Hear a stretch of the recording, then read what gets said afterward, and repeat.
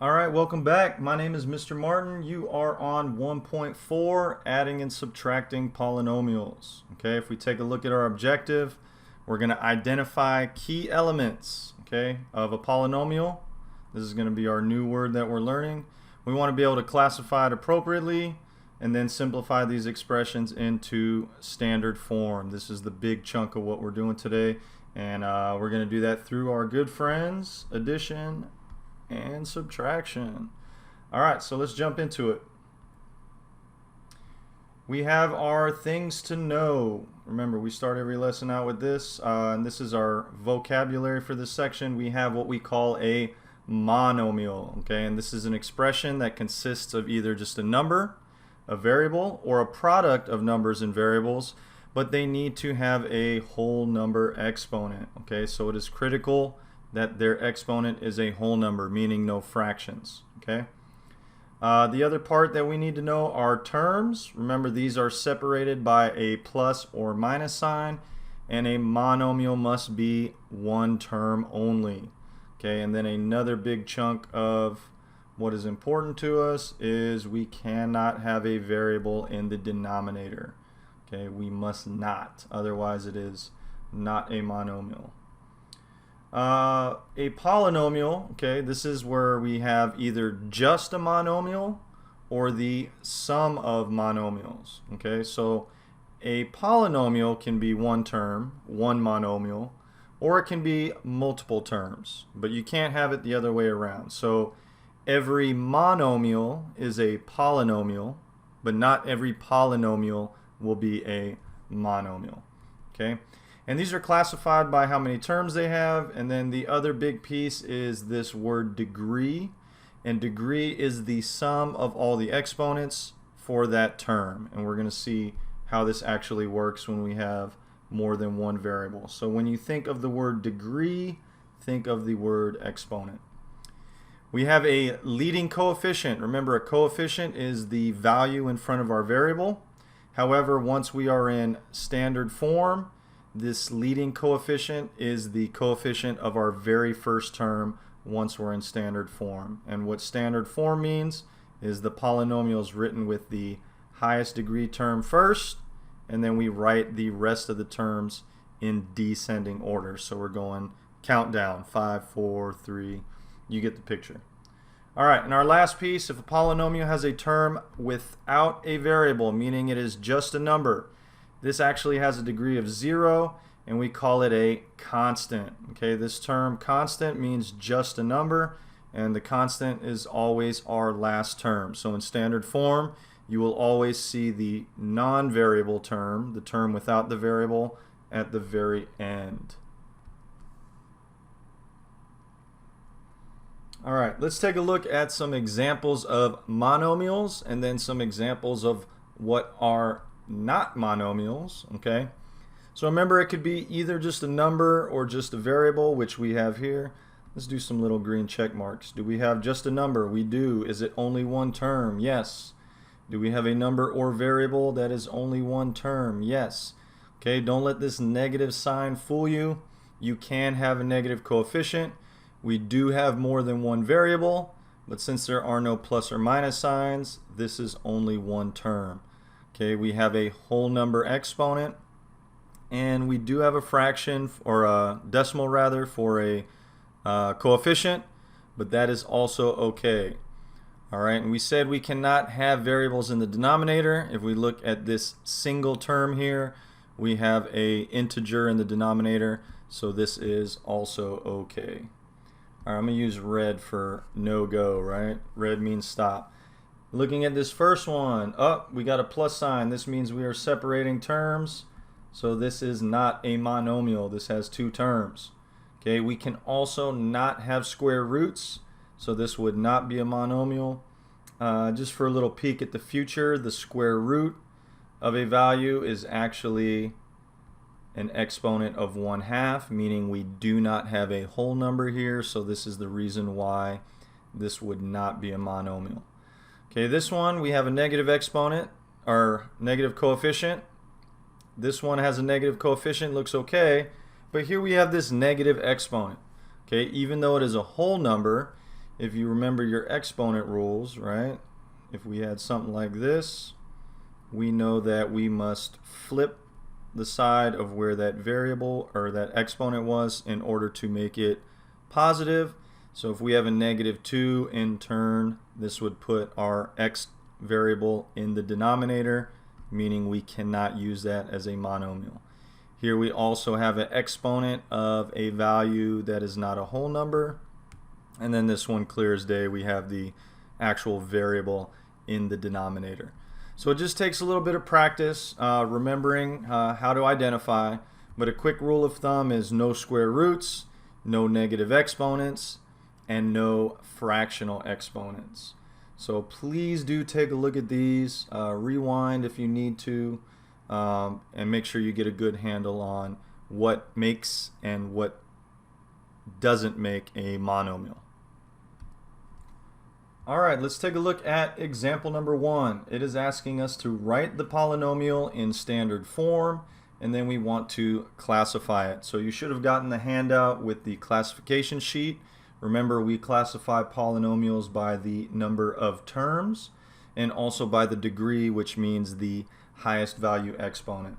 So we are going to be using the commutative property. If we have to rewrite terms in a different order, remember we can change the order using that commutative property that we learned in the previous lesson. So what we should first do is look how many terms we have. Okay, these are separated by plus or minus signs. So we actually have 3 terms here. Then we want to take a look at our exponents. So our highest degree exponent here would be a 3. Our next highest degree exponent would be a 1. And then we have our constant here. So it looks like we're already in descending order. So this one is actually already in standard form. So we would just write this in, and this is already in standard form. Okay, and if you looked at your chart, we can see that the 3 tells us we have a cubic, and by the amount of number of terms we have, 3 terms is actually called a trinomial. And if we want to identify the leading coefficient, we look at our first term and we have a leading coefficient of 10.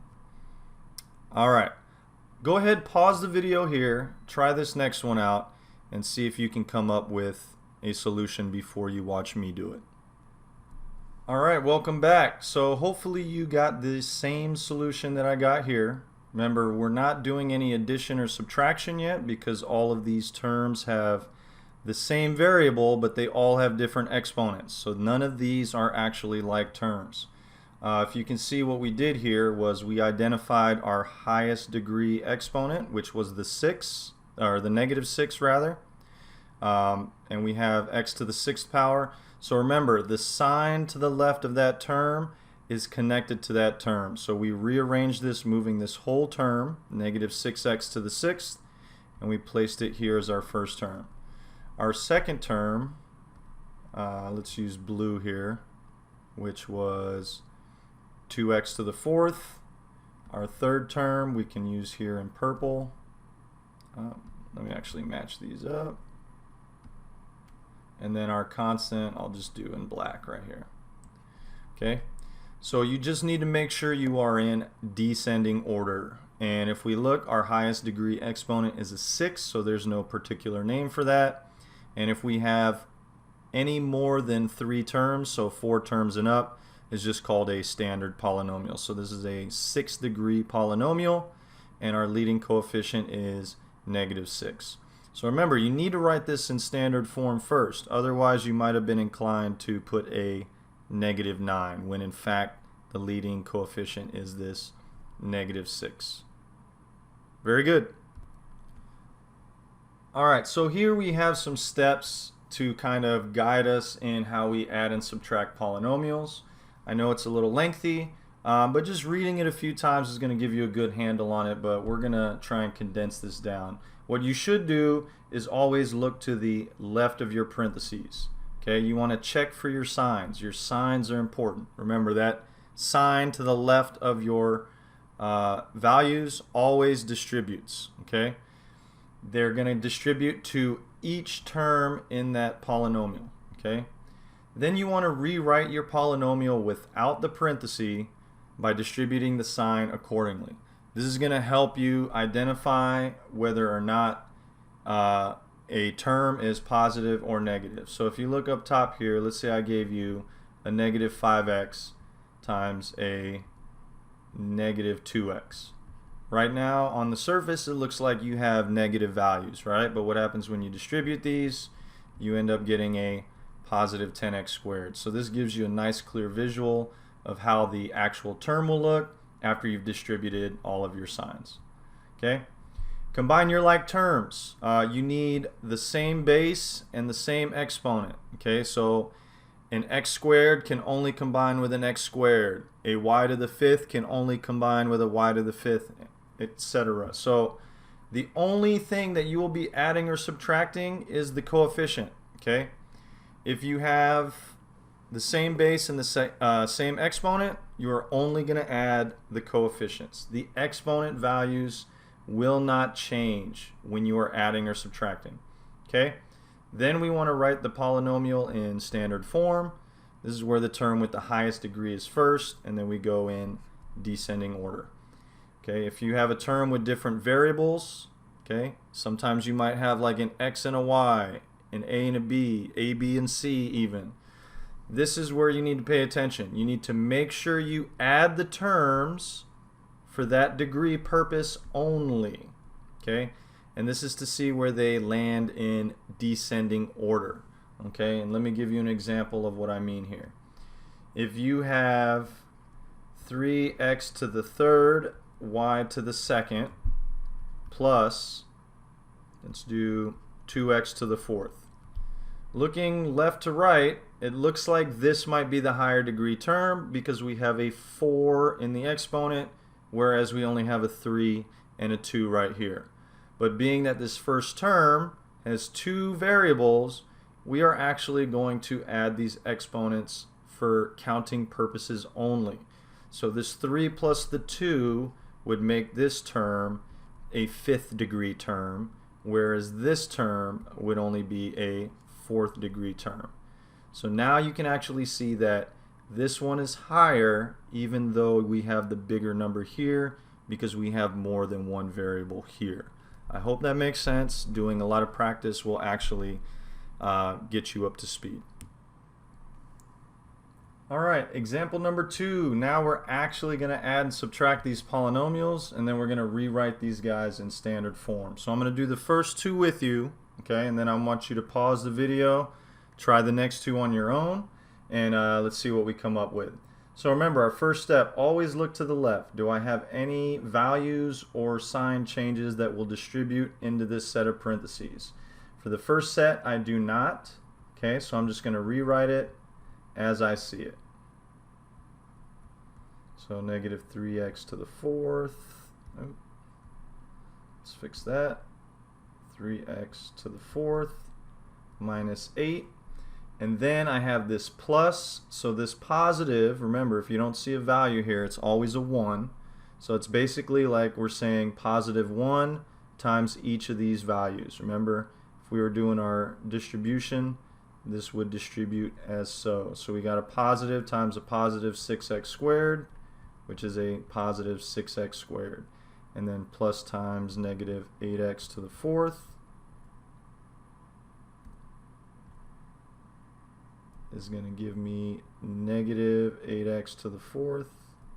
And then we have positive times positive 5x cubed. Okay, so one thing that you can do, okay, and I've shown this, some of us it's helpful to do, some of us maybe we can just look at it from left to right and find our like terms. But one good way that you can go about it is to maybe box these up, circle them up, and then cross them out as you go along. So we want to look, since we're going in standard form, look for our highest term first, which is this 4.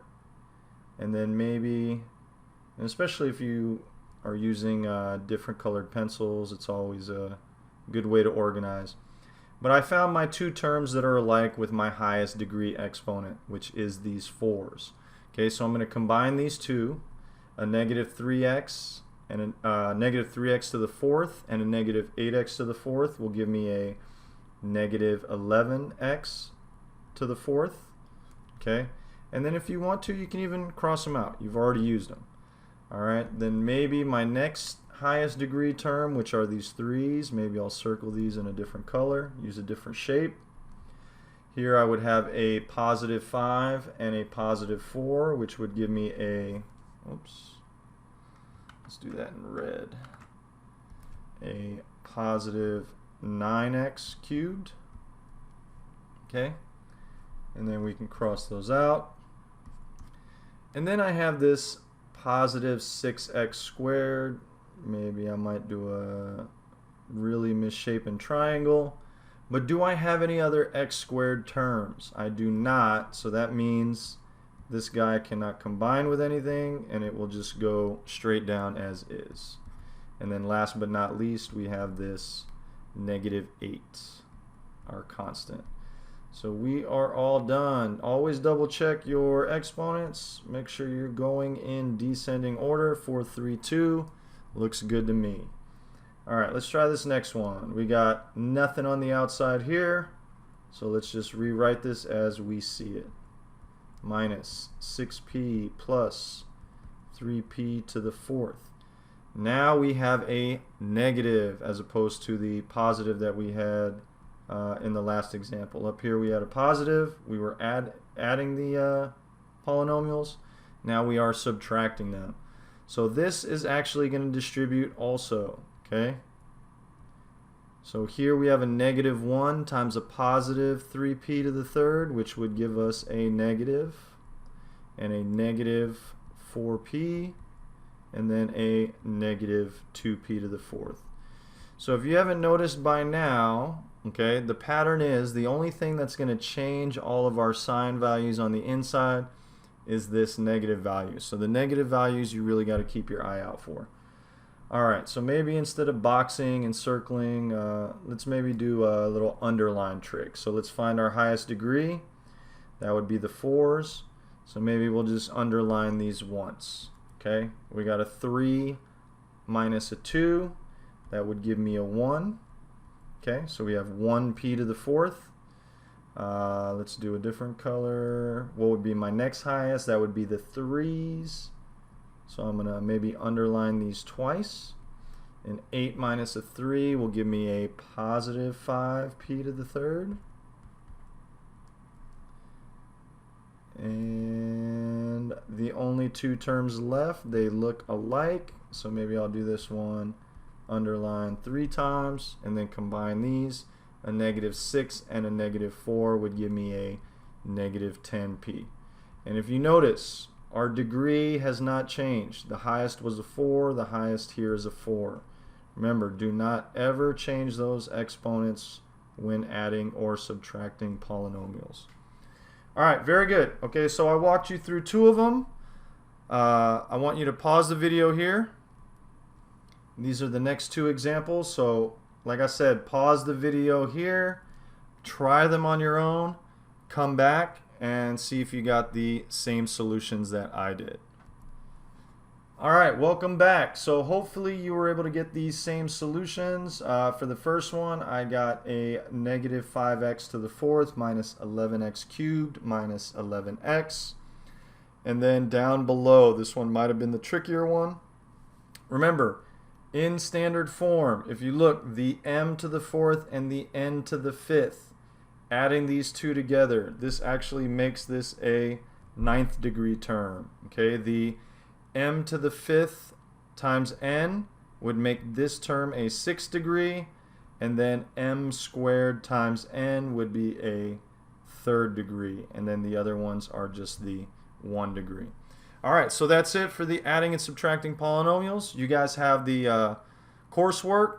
Please take a look at the solutions guide that is posted online if you need any help. And remember, always, always, always ask questions. If there's anything you don't understand, please reach out. Ask your classmates, ask your teacher, ask whoever might know this math. Maybe they have a way to show it differently than I did that is easier for you to understand. All right, hope you had a great time. I will see you on the next lesson.